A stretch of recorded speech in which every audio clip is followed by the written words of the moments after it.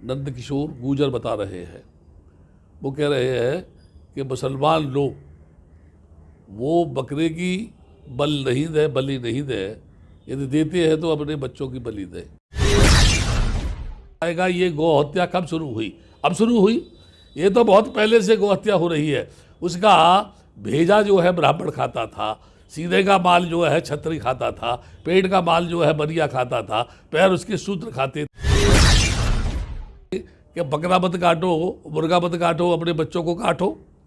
ये इस तरह की बातें करना विद्वेष पैदा करती है, जहर पैदा करती है, मजहबी जनून में आग लगाने का काम करती है, लोगों को भड़काती है, लोगों को उकसाती है, लोगों को गालियां देती है।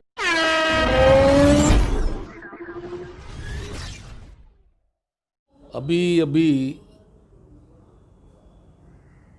एक प्रक्रिया, मैं नहीं कह सकता उसको एक प्रतिक्रिया नहीं, बल्कि उसको कहना चाहिए कि एक सज्जन का वक्तव्य आया सोशल मीडिया पर।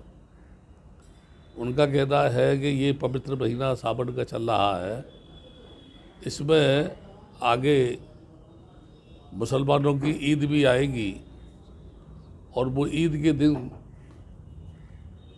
बकरों की कुर्बानी देते हैं। इसलिए हम ये उनको सलाह देना चाहते हैं। मैं नहीं कह रहा, वो सज्जन कह रहे हैं, जिनका नाम लोग जो है नंद किशोर गूजर बता रहे हैं। वो कह रहे हैं कि मुसलमान लोग वो बकरे की बलि नहीं दे, यदि देते हैं तो अपने बच्चों की बलि दे। सबसे पहले तो मैं उन्हें ये सलाह दूंगा कि इस तरह की बात उनके मुंह से शोभा नहीं देती है और उनको कहना भी नहीं चाहिए। हमारा देश अंधविश्वास, रूढ़ बात, देवी देवताओं का देश है, जहाँ नाना प्रकार की पूजाएं होती रही हैं, पहले से होती रही है और आज भी हो रही है। प्राय ये देखने में आया है कि कलकत्ते में जाए हम तो दुर्गा पूजा के दिन वहाँ पर जो है पाड़ा काटा जाता है। करौली के मेले में जाए राजस्थान में, वहाँ भी पड्डा काटा जाता है। हम जो है पशुपतिनाथ मंदिर में नेपाल में जाए, वहाँ भी काटा जाता है। इसके साथ साथ तमाम ऐसे देवी देवता हैं जहाँ कहीं बकरे की बलि दी जाती है, कहीं मुर्गे की बलि दी जाती है, कहीं कहीं तो लोग ऐसे अंधविश्वास में हैं।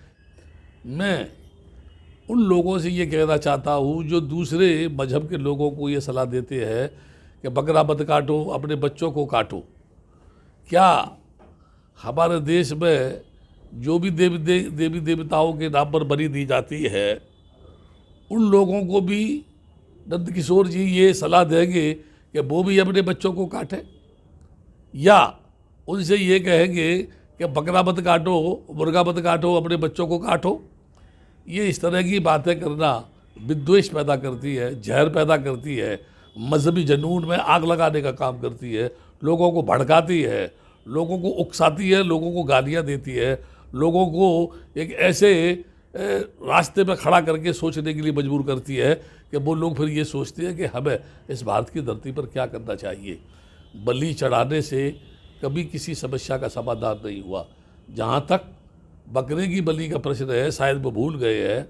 वो लोग बकरे की बलि जब चढ़ाते हैं तो बकरे को वो खरीदते हैं और बकरे को ऐसे पालते हैं जैसे अपने बच्चे को पालते हैं। उन्हें बादाम खिलाते हैं, पिस्ते खिलाते हैं, सुबह शाम स्नान कराते हैं, उन्हें चूमते हैं, गले लगाते हैं और इतना प्यार करते हैं जैसे कि उसके वियोग में शोक बनाते हैं, रोते हैं। कई लोग तो जो है रोते हैं कि हमने अपने प्यारे उसको जो है बकरे को पाला पलोसा, उसको जो है और उसको जो है काट करके बलि चढ़ा दिया। यहाँ तक मैं समझा हूँ कभी बलि चढ़ाने वाले को अल्लाह ताला ने या जो बलि लेते थे उन्होंने ये कहा था कि तुम ये बलि न चढ़ा करके इस तरह की बलि चढ़ाओ और अपना बेटा समझ के बलि चढ़ाओ तो वो भी जो है कबूल की जाएगी। लिहाजा मैं उस पर ज़्यादा डिटेल में नहीं जाना चाहता, लेकिन मैं इतना ज़रूर कहना चाहता हूँ, हमारे देश में नाना प्रकार के जानवरों की हत्या की जाती है। क्या हमारे देश के लोग उन हत्याओं को बंद करके अपने बच्चों को काटने का प्रयास करेंगे, अपने बच्चों की हत्या करेंगे उनकी बलि चढ़ाएंगे? यदि नहीं तो तुमको ये अधिकार किसने दिया है? अगर देश में शांति व्यवस्था भंग होती है, अगर देश में अगर मजहबी जुनून पैदा हो जाता है, अगर देश में सांप्रदायिक आग लग जाती है, अगर मुसलमानों के अंदर हिंदू के प्रति नफरत की भावना पैदा हो जाती है, तो इसके लिए वो जिम्मेदार होंगे जो समय समय पर मुसलमानों को उकसाने का काम करते हैं, नाना प्रकार का आरोप लगाने का काम करते हैं। अभी कानून ये बना, गौ हत्या नहीं होगी, गौ हत्या करेगा तो वो आदमी जेल जाएगा। मुझे कोई आदमी ये बताएगा ये गौ हत्या कब शुरू हुई? अब शुरू हुई? ये तो बहुत पहले से गौ हत्या हो रही है।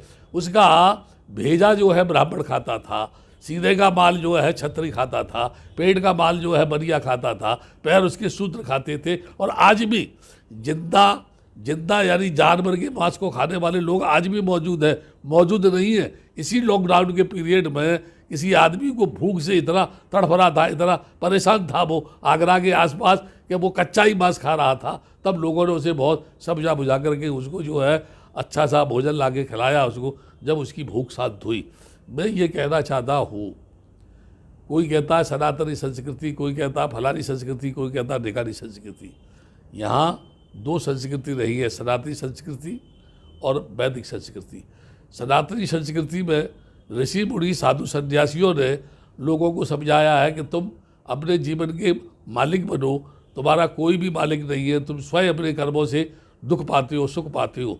वही वैदिक संस्कृति में लोगों को ये बताया है कि तुम्हारे जीवन का मालिक जो कोई और नहीं, परमपिता परमेश्वर है। और उस परमेश्वर को लोगों ने कभी देखा नहीं है, मात्र केवल लोग चर्चा करते हैं।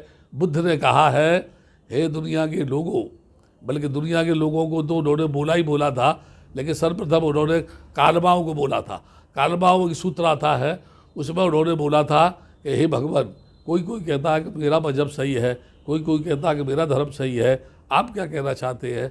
तब बुद्ध ने कहा था, किसी बात को सत्य इसलिए मत मानो कि परंपरा से लोग कहते आ रहे हैं, किसी बात को सत्य इसलिए मत मानो कि वो शास्त्रों में लिखी हुई है, किसी बात को सत्य इसलिए मत मानो कि ये ज्ञानी पुरुषों ने कही है, किसी बात को सत्य इसलिए मत मानो कि वो कहानियों में आ रही है, किसी बात को सत्य इसलिए मत मानो कि वो ब्राह्मणों ने कही है, किसी बात को सत्य इसलिए मत मानो कि वो धार्मिक ग्रंथों में है, किसी बात को सत्य इसलिए मत मानो कि हमारे गुरु कह रहे हैं, बल्कि किसी बात को सत्य इसलिए मत मानो कि शास्त्रा कह रहे हैं, बल्कि किसी बात को सत्य मानने से पहले उसे सुनो, उस पर चलो, उस पर अमल करो। यदि वो आदि में सुखदायी है, मध्य में सुखदायी है, अंत में दुखदायी है, अंत में सुखदायी है, तुम्हारे लिए सुखदायी है, मित्रों के लिए सुखदायी है, दूसरों के लिए सुखदायी है, भोजन के लिए सुखदायी है, भोजन के लिए यानी सुख देने वाली है, तब उस बात को मानो। इसी सिद्धांत पर मैं उन नंद किशोर जी से निवेदन करूँगा, कम से कम ऐसे हालात में जब देश एक तरफ कोरोना से लड़ रहा है, वहीं दूसरी तरफ सांप्रदायिक उन्माद से जो है बच रहा है, इस तरह के बयान बंद हो जिससे देश में शांति व्यवस्था भंग हो। और सरकार से कहूँगा कि इस तरह के बयानों पर ध्यान दिया जाए, और यदि पब्लिक भड़कती है या जनता में आक्रोश पैदा हो जाता है, तो ऐसे ही वो लोग जिम्मेदार होंगे जो इस तरह का बयान दे करके शांति के माहौल को खराब कर रहे हैं।